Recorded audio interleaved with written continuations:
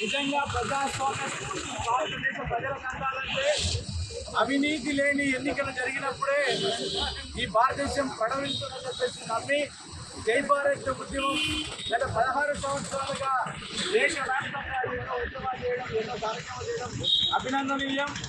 ఇలాంటి కార్యక్రమం మా కర్నూలు పట్టణంలో నిర్వహించినందుకు రాష్ట్ర శాఖకి అదేవిధంగా జిల్లా శాఖకి మేము ధన్యవాదాలు తెలియజేస్తున్నాం.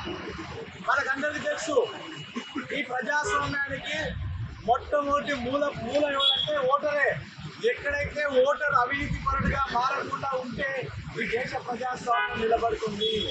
లేదంటే ఈ దేశ ప్రజాస్వామ్యం ఎవరైతే ధనవంతుల చేతిలోకి, ఎవరైతే భూ కబ్జాదారున్నారో, ఎవరైతే ప్రజలు మోసం చేయాలనో, ఎవరైతే వాళ్ళ ఆస్తులను రక్షించుకోవడానికి రాజకీయ పార్టీలను అడ్డంగా పెట్టుకొని ఈ ప్రజాస్వామ్య నిలయాలని ఆలయాలుగా చేసుకొని వాళ్ళు ఈ దేశాన్ని పరిపాలిస్తూ వాళ్ళ కోసమే ప్రజాస్వామ్యం ఉంది, వాళ్ళ కోసమే ఈ దేశం ఉందని నిరూపిస్తున్న క్రమంలో పేద బడుగు బలహీన వర్గాల ప్రజలు ఎవరైతే ఉన్నారో కేవలం ఓటు వేసే యంత్రాలుగానే చూస్తున్నారు, కానీ వాళ్ళని ప్రజలుగా చూడట్లేదు. ఈ ప్రజలకు మేము సేవకులమని మర్చిపోయి ఈ ప్రజలు ఇచ్చిన భిక్షతో, అంబేద్కర్ గారు ఇచ్చిన ఓటుతో వాళ్ళు గెలుపొందితే ఈ ప్రజలని బానిసలుగా మార్చిన రాజకీయ నాయకులందరినీ తరిమి కొట్టాల్సిన అవసరం ఉంది. ఈ సందర్భంగా మేమందరం కూడా సాధారణంగా అందరం కానీ ఆల్రెడీ పోయినసారి ఎలక్షన్లో కళాశాలలో చాలా కార్యక్రమాలు నిర్వహించడం జరిగింది.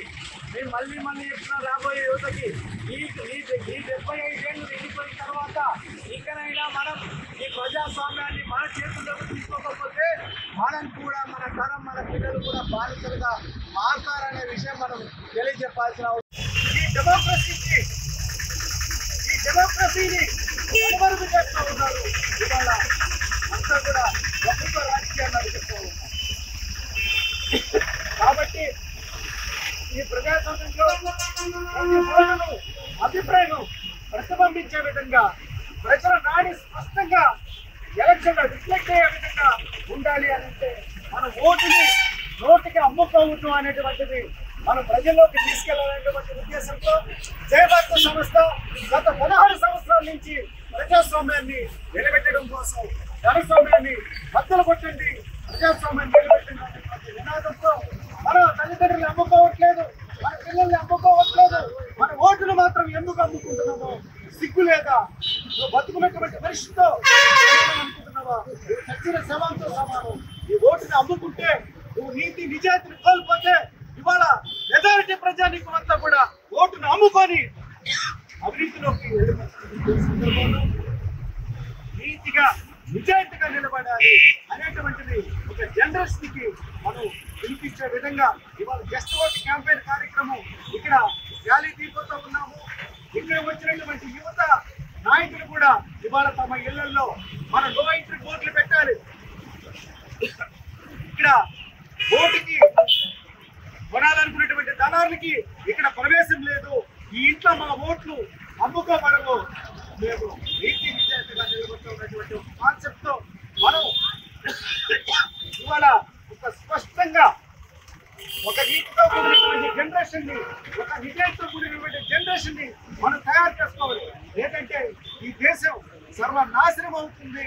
మహానీయులు బాబాసాహెబ్ అంబేద్కర్ కానీ, మహాత్మా గాంధీ కానీ, వివేకానంద కానీ, భగత్ సింగ్ కానీ ఎంతో మంది నాయకులు వారి జీవితాలు అర్పించి ఇవాళ డెమోక్రసీ తీసుకుని వచ్చారు.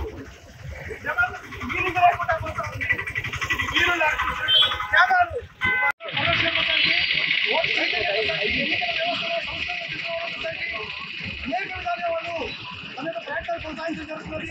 16 సంవత్సరాల సుదీర్ఘమైన ప్రయాణంలోన ఎన్నికల వ్యవస్థ మొత్తంలో సమూలంగా మార్పులు చేయాలన్న తపన ఏదైతే ఉన్నదో ఆ తపన కోసం వాళ్ళు వచ్చిన కష్టానికి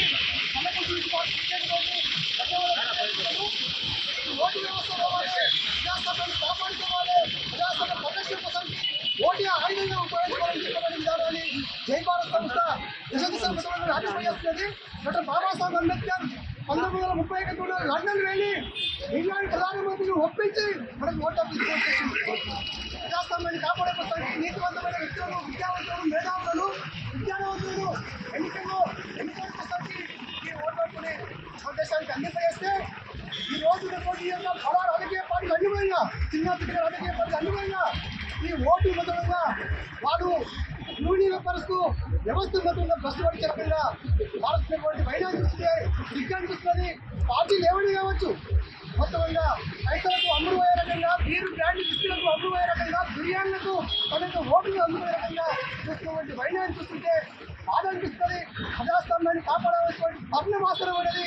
ఇలాంటి యువత ఇప్పుడైతే వచ్చేటువంటి డిగ్రీ కళాశాల విద్యార్థులు కానీ, వయారం డిగ్రీ కానీ, గవర్నమెంట్ డిగ్రీ కాలేజ్ విద్యార్థులు మేము కూడా ప్రజాస్వామ్యాన్ని కాపాడకోసం నాయకత్వం వహిస్తాము.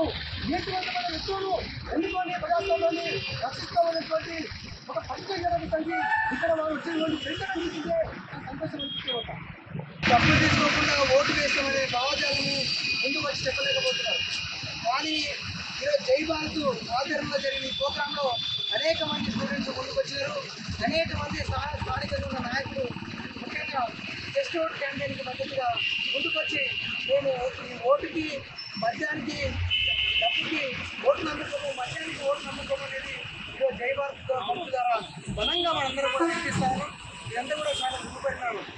అయితే మనకి అనుకోవచ్చు, మనం తక్కువ మంది ఉండగా ఏం చేస్తామనేది. ఏదైనా మంచి పని ఒక వ్యక్తితోటే స్టార్ట్ అవుతుంది. ఈరోజు ఈ సంస్థ రాష్ట్ర వ్యాప్తంగా ముఖ్యంగా 4-5 రాష్ట్రాల్లో పనిచేస్తూ ఉంది. ఆంధ్ర, తెలంగాణలో మండల స్థాయిలో, గ్రామ స్థాయిలో, జిల్లా స్థాయిలో పనిచేస్తూ ఉంది. అనేక జిల్లాల్లో ఈ కార్యక్రమాలు జరుగుతూ ఉన్నాయి. మనం అడుగుతూ ఉన్నాం, మన తల్లిదండ్రులను నమ్ముకోవట్లేదు, మన పిల్లల్ని నమ్ముకోవట్లేదు, మన కుటుంబకుల్ని కూడా అమ్ముకోవట్లేదు. మరి వాడు ఇచ్చే డబ్బుకి మనం ఓటులకు అమ్ముకుంటాం. మన చికెన్ పీట్లేదా, మన ఓటు అంత విలువ తక్కువైనదా? మన ఓటు ఉందంటే మనం బతుకున్నట్లెక్క. మన ఓటు అనేది మన నైతికత. ఎప్పుడైతే మన ఓటు మన డబ్బులకు అమ్ముకుంటామో వాడిని మనం ప్రశ్నించగలుగుతామా? ప్రశ్నించలేము. మన హక్కులు కోల్పోయిన తర్వాత వాడు 100 కోట్లు దోచుకుని మనం వాడికి మోసం చేస్తూ ఉన్నారు. అందువల్ల ఏ భారత తరఫున మేము చేసే విజ్ఞప్తి ఏంటంటే, ఎట్టి పరిస్థితుల్లో మీరు ఓటు నమ్ముకోవాల్సిన అవసరం లేదు. మన నిజాయితీ పరులను అభ్యర్థిగా ఎన్నుకున్నాం. ఒకవేళ మనందరం కూడా ఓటు అందుకోకపోతే భవిష్యత్తులో నిజాయితీ పరమైన మనం ఎలక్షన్లో పోటీ చేస్తే కూడా మన దగ్గర డబ్బు లేకపోయినప్పుడు కూడా మనం ఎలక్షన్లో చేసే అవకాశం ఉంటుంది. అందువల్ల మిత్రులందరూ కూడా దీన్ని అవగాహన పెట్టుకోవాలి. జై భారత్ జస్ట్ ఓట్ క్యాంపెయిన్కి మద్దతుగా నిలబడాలి. ఈరోజు జరిగే కార్యక్రమాన్ని కూడా మనం ఫేస్బుక్లో కానీ, వాట్సాప్లో కానీ, ఇన్స్టాగ్రామ్లో కానీ ఈ వ్యవస్థను మార్చగలరు. ఈ యొక్క నినాదం తీసుకొని ఈ భారతదేశంలోని ఇలాంటి కార్యక్రమాలు చేస్తున్న ఏకైక సంస్థ ఏదంటే అది కేవలం జై భారత్ మాత్రమే. గత 16 సంవత్సరాలుగా అల్పేరకుండా మేము పోరాటం చేస్తూ ఉన్నాం. ఎవరు రావచ్చు, రాకపోవచ్చు, వినకపోవచ్చు, కానీ ఏదో ఒక రోజు మేము తీసుకున్నటువంటి నిర్ణయమే ఈ దేశానికి వరంగా మారుతుంది. ఆ నిర్ణయమే ఈ దేశానికి మారుతుంది. మేము గట్టిగా నమ్ముతా ఉన్నాం.